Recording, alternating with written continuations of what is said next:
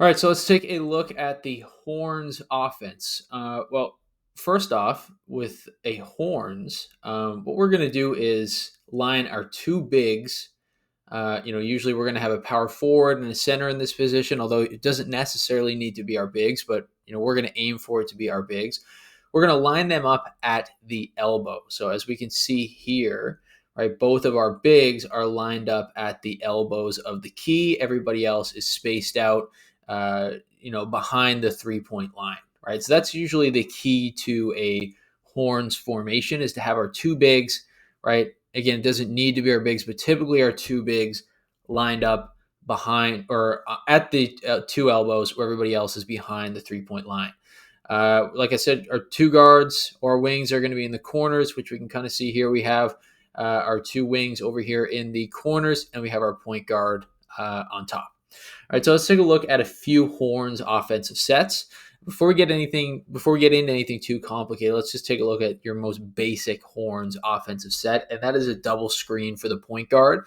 So when you're looking at youth teams and younger age groups and stuff like that, and you want to teach them that basic Horns play, right? What you're typically going to teach them is a basic double pick and roll, pick and pop, with the two players at the elbows, which in this situation is number 4 and number 5. So what we're going to have is number 4 come up and set a ball screen for number 1, number 5 come up and set a ball screen for number 1, and whichever side number 1 uses the screen for, right? Say right here it's number 4 is going to use the screen for number 4, right? Whichever side that is, the screener is going to roll to the basket. So right now we have a pick and roll between number 1 and number 4. And then the other player, right, when they set that screen, is going to pop. So they're going to stay nice and wide up here. So in that way, we have a pick and roll potential lane to the basket here for number 1. We have a roller with number 4. We also have some 3-point shooters in case one of them are open with number 2 and number 3. And we also have somebody open up top with number 5. So that's kind of our most basic Horns offensive set, right? We have our, point guard up top, and we have that double screen being set. But like I said, our main goal with the Horns offense, like how we're going to start that every single time, is to have our two players here at the elbow, right? That is what we mean by Horns. Okay, so let's take a look at something a little bit more detailed, a little bit more, advanced, with 2 or 3 more Horns offensive basketball sets. Okay, so let's take a look at this first Horns offensive basketball set. Now, this one's going to give us a few different options. It's going to get our players continuously moving, so you're not just going to have one option to the basket or one option for a shot. You're going to have somebody curling open for an outside jump shot, but you're also going to have a pick and roll come from this as well. So let's take a look at it. So we're going to start here with the ball, obviously, in the hands of our point guard. Then we have our two players setting up in a Horn style offense at the elbow of the key. Now this player here, number 3, you're going to want that player to be a shooter, someone that you can get open for the basketball, because that player is going to be curling for an outside shot. So the first thing that we're going to have here is number 4, and they're going to come up and set a little decoy screen here on number 1. So this screen is not really super effective in the play, but it's just kind of something to get things started, so it's not super predictable. So we have that first screen being set here from number 1. Now, if number 1 comes off that screen and they, for some reason get a wide open lane to the basket, or if they, get the opportunity to pull up there at the 3-point line, they can take that, but this is not really a huge part of the play. Now, what's going to happen immediately after 4 sets that screen is they're going to go set another screen down here for that other player set up at the elbow, number 5. And number 5 is going to come off that screen, and they are setting another screen here for our point guard. So a lot of screens being set to start things off. So number 5, like I said, is setting another screen right here for our point guard. Our point guard is coming off that screen with the basketball, right? So number 1 obviously has the basketball. They're coming off that screen. So now we have the opportunity here for a pick and roll between number 1 and number 5. But as that is happening, number 4 is going to go immediately set another screen here for number 3, and number 3 is going to curl. So we have that pick and roll to the basket now between number 5 and number 1, but we also have, if the defense is collapsed or the defense collapses for some reason, we'll have number 3 out here to kick it out to as well for an outside 3-point shot. So multiple different options here within this Horn set. Let's take a look at it one more time and run through it pretty quick. So we'll reset at the ball up top in our point guard's hands. and we have number 3 here in the corner, ready to shoot the basketball. So it starts, we're going to have that screen being set right here for number 5. This is a decoy screen. Like I said, can we have a lane to the basket? Can we look for it? Yeah. Are we probably going to get it? Most likely not. But then number 5 is immediately going to go set another screen for number 4. Okay, as that is happening, number 4 is going to come set a screen here for the point guard. So the point guard's moving a little bit more toward the middle again. So we have that screen being set right here. Okay, then this player is going down and setting a screen for number 3. Number 3 is curling to the basket as number 1 and number 4 run a pick and roll. So we can potentially get an outside three-point shot here for number 3, or a wide open lane for either our point guard or our roller in number 4. Hold on one quick second, coaches. Before you go anywhere, I've got a couple free resources waiting for you from the Basketball Coaches Academy that'll take your practices and take your teams to the next level. First off, grab your complete guide to the continuous motion offense, which breaks down exactly how to teach your players to play the game, not just run plays. You'll learn what continuous motion offense really means, proven drills to build it, and how to run a motion offense continuously. We have lots of different things in this guide. We have video demonstrations, we have diagrams, we have descriptions, everything that you would need. If you want your athletes to develop real basketball IQ, this is the starting point. The second item that I have for you is the 5 must-have out-of-bounds plays for all ages. These are game-tested sets that you can run with youth or high school teams. We have baseline out of bounds. We have sideline out of bounds, all free for you. They're simple to teach, tough to guard, and each play includes clear diagrams and coaching points so your team stops wasting possessions. And lastly, I have the practice plan template. This printable practice plan template is the exact layout that I use to organize and plan every practice session. So you can plug in your warm-ups, skill blocks, team drills, and scrimmage notes so you can walk into every gym with a clear plan and zero guesswork. So I have these 3 free items for you. You can claim them using the link in the description. They'll be sent to you right away. Enjoy.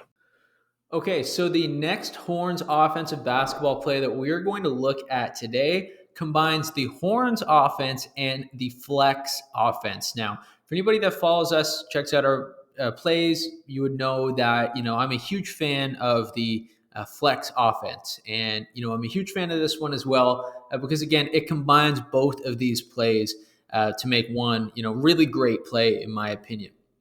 So the first thing we have here, obviously, we're kind of lined up the same way, right? We have our players here in the post, aka at the elbow for this one. Our post players, usually our bigger players, are going to be number 5 and number 4. Somebody you can get the ball in that you feel comfortable with. You can pass it into one of these players.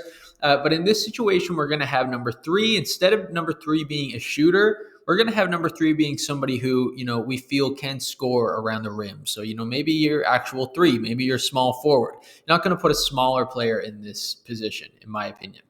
Okay, so what we're going to have happen right now is we're going to want to get the ball. And then the same thing for number 2, actually, I should say. Number 2, should be in the similar type of position as number 3 in this situation, because you might have to go to either side of the floor on this one. So we're going to get the ball in to start to number 4. So we want number 4 and number 5, both of these players posting up, facing the basketball. But we want to get the ball into number 4, right? We want our point guard, number 1, to pass the ball into number 4. That is our first step. Now, as that is happening, number 5 is then going to come up to about the 3-point line, and they're going to set a screen for number 1. So number 1 is coming off that screen. Now, as that is happening, number 5, obviously, you're going to be right here. We're going to pass the ball back to number 5. So number 4 is going to pass the ball back to number 5. As that happens, number 4, they're just going to move out a little bit to the 3-point line. But what number 1 is doing is they're moving all the way down to number 3 right here, and they're setting that flex screen. So we can have a flex cut here from number 3 all the way to the basket, and then we can feed the ball into number 3 for an easy layup. If we don't have, the ability to get the ball into number 3, that's okay, because we can either go to a dribble handoff here to number 4 or number 2. There are some other options here as well. So our play isn't stuck. But again, typically we're going to be able to get that flex cut here into at number 3 for that easy layup, right? It's basically a flex offense, but we're setting up in a horns.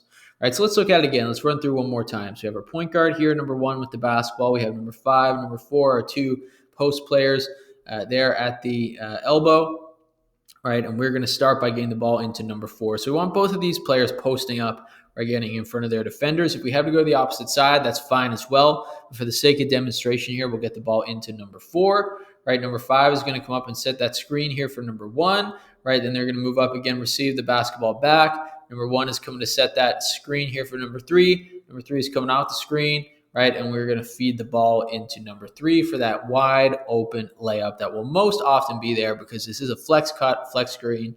And, we know that those are very effective when it comes to basketball plays. Okay, so for our final horns offensive set, this one's going to be a little bit easier. It's not going to be as complicated. It's going to use some stagger screens for a pick and roll. So you have our point guard here with the basketball up top. And the first thing that we're going to have right here is number 5 set a screen for number 4. Number 4 is coming off that screen, and they're immediately going to set a ball screen for number 1. Number 1 is coming off that screen, and as that's happening, number 5 is going to move up, and they're going to set that second stagger screen for number 1. So then number 5 is going to be rolling to the basket. Number 1 is going to have a wide open lane to the basket, and then you have 3 shooters outside the key, right? 3 shooters out here ready to receive the basketball. If we get a double team or the paint is clogged, we can kick it out to one of these players. It'll be a little bit more difficult to get it over to number 3 unless, number 5 has the basketball. But overall, we have 2 shooters here that we can kick the ball out to if the defense collapses in the key, right? Which is obviously very possible when you're doing a play like this. But this one's a little bit easier, just some simple stagger screens, right, out of a horn set.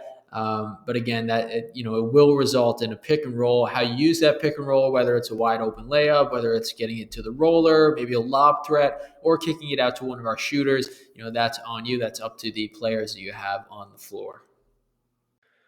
All right, folks, I need to quickly stop right there before we move into our next topic to mention that right now, 97.1% of our daily viewers are not subscribed to our channel. So that means if you are one of these people, if you are one of these 97.1% who are not currently subscribed but are watching this video, it would be greatly appreciated if you could take the time real quick to hit that subscribe button. It will help us continue to make content like this, continue to make basketball plays for other coaches, basketball drills for other players, and basketball, everything that both players and coaches and organizations alike can use. So again, if you could really quickly take the time to hit that subscribe button, it'll just take 2 seconds.